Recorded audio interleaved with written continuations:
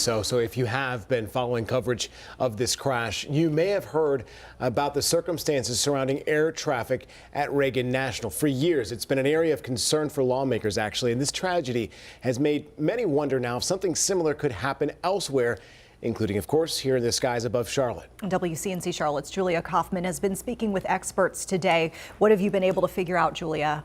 Well, as we know, with the military in D.C., as does Charlotte Douglas here in the Queen City. But the circumstances at Reagan are incredibly different, and experts say this collision was a unique and rare tragedy. As the NTSB investigates the mid-air collision near Reagan National, it's unclear if the crash was mechanical or human error. This was such a unique situation that I don't want people to be concerned about flying or about the danger. Alan Campbell is a retired Air Force and commercial airline pilot. He says flying at Reagan is trickier due to congestion. In a place like Charlotte, you have a lot of space. When you go to Ronald Reagan, you don't have much space because you got the White House has to be avoided. You got the Congress, you've got the Pentagon. So that's what puts them up the Potomac River. Campbell adds commercial airplanes have transponders that pick up other aircrafts around them. And if there's actually collision potential, it'll give you a warning and it'll tell you to climb or turn left or give you some instruction. But it's unclear if the American Airlines jet could detect the Army Black Hawk or not.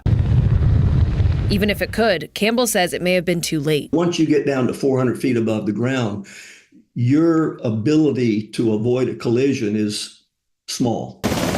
Jason Whiteley adds that detection system, called TCAS, likely wouldn't have worked in this situation. That TCAS system doesn't work below 1,000 feet because it might be picking up, planes on the runway waiting to depart. Whiteley is a senior reporter for WFAA in Dallas, covering airline news for 25 years. He notes when investigators figure out what happened, it will likely lead to changes in aircraft safety regulations. It will take, perhaps years to get to the bottom of this.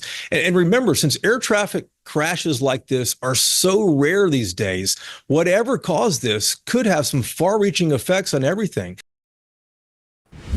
Coming up at 6, what experts say investigators will be looking into over the coming months, including the air traffic control leading up to the crash.